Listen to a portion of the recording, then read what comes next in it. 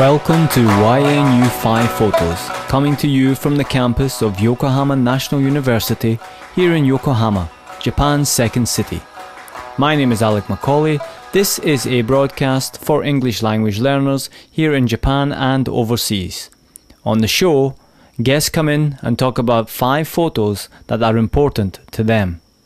With me today is Heidi, an American lecturer at a university in Kyoto.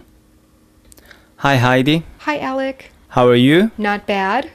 Now tell me about photo number 1. I call photo number 1 Antelope, and I really like this photo because the name of the store caught my eye. Last year I went to Fukui City in Fukui-ken, and I was walking around this city, which was just an ordinary Japanese city, when I noticed that a lot of the stores had strange names. And this one stuck out because, as you know, antelope is the name of an animal. But the shop seems to be selling clothes. In fact, the shop sells nice ladies' clothes. So I was really interested in the contrast between selling clothes and using a wild African animal name for the shop name. Looking at this photo, I get the feeling that many Japanese wouldn't recognize or know how to read this word at all. I agree with you. And also, if you look at the font, it's difficult to read. So as a native speaker and as someone who's interested in animals, I knew right away that it was antelope. But it didn't match the store at all. Thanks. Now, please tell me about photo number 2. On the same trip to Fukui-ken, we went to the Japan Sea to visit these cliffs. Did you know that many years ago, these cliffs were a hot spot for suicides? People used to throw themselves over the side of the cliffs after they had lost their lover or disappointed their boss. And nowadays, you often see these cliffs in movie sets or in dramas. So I thought, yeah, I'd like to see what these cliffs are like and why they've been attractive to people who want to kill themselves. But these cliffs were really amazing. So we went to the cliffs, and the sound of the waves pounding against the rocks was amazing. It was so loud.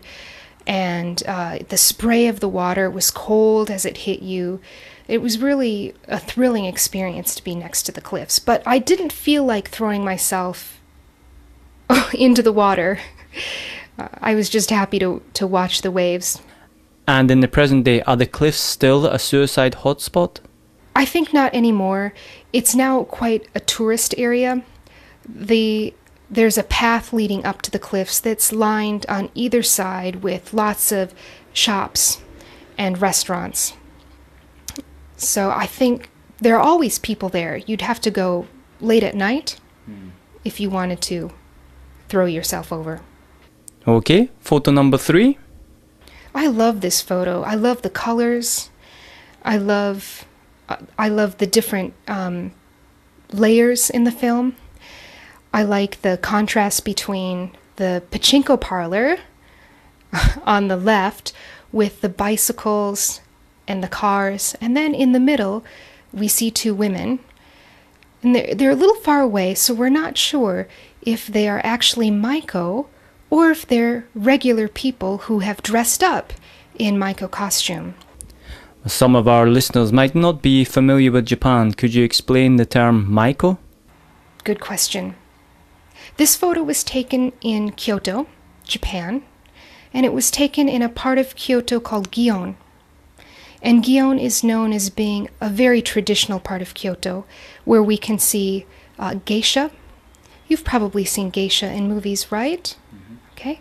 Well, Maiko are geisha in training. They're usually 20 years or younger. And you can distinguish between a Maiko and a geiko, or geisha, because the Maiko have to wear the white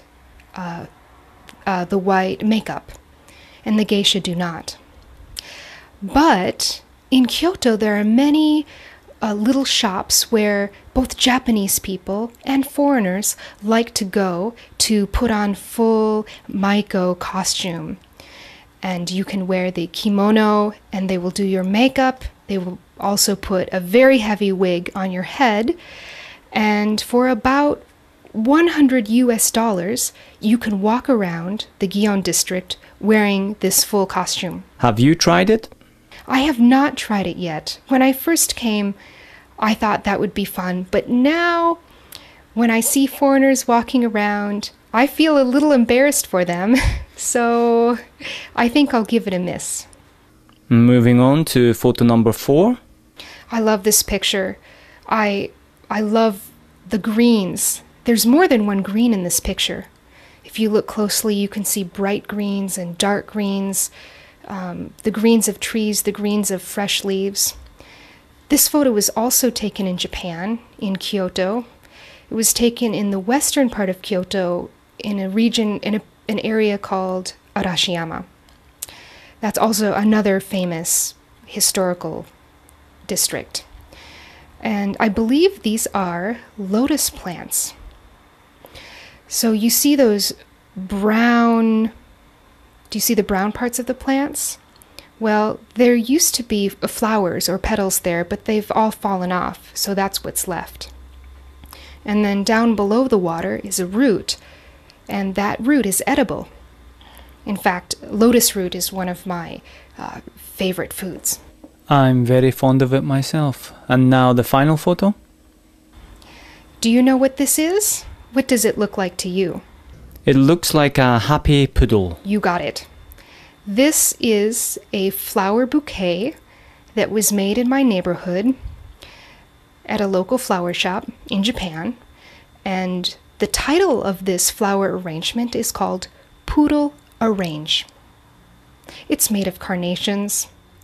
The eyes and the nose are made of plastic. I asked the shopkeeper about this bouquet, and she said it's an original arrangement for that store. So you probably can't find this exact poodle arrange in any other store in Japan. That's maybe no bad thing. I like this so much that I use it as the background on my computer. Oh, I'm sorry, I take it back. It's a lovely flower arrangement. That wraps things up. Thanks very much for coming in, Heidi. Nice talking to you. You too. Bye now.